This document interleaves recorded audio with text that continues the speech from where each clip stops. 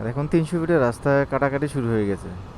আচ্ছা, একটা জিনিস আমি বুঝলাম না, এখন যে যতটুকু রাস্তা এখানে গাছ এরকম ডিভাইডারে যে মাটি দেওয়া ছিল, এরকম মাটি গাছপালা ছিল, এরকম চড়া হয়ে সামনে এসে আবার চিকন হয়ে গেছে। তো এই জায়গাটা কেন করছে আগে, মানে কি দরকার ছিল?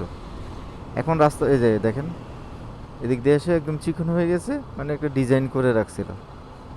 তো ডিজাইনটা করে কী লাভ হইলো? এখন এই যে গাছপালা কেটে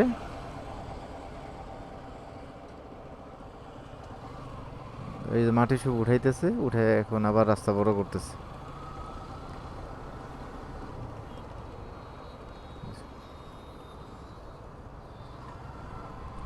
আর এই এলাকার টেসলার যন্ত্রণা,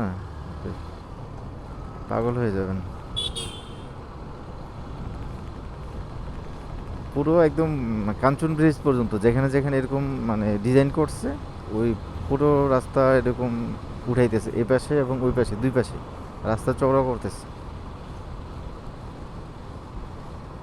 এ হলো ব্যাপার স্যাপার। কি দরকার ছিল এরকম ডিজাইন করে রাখার? আর ডিজাইন করে রেখে আবার ভাঙ্গা লাগছে।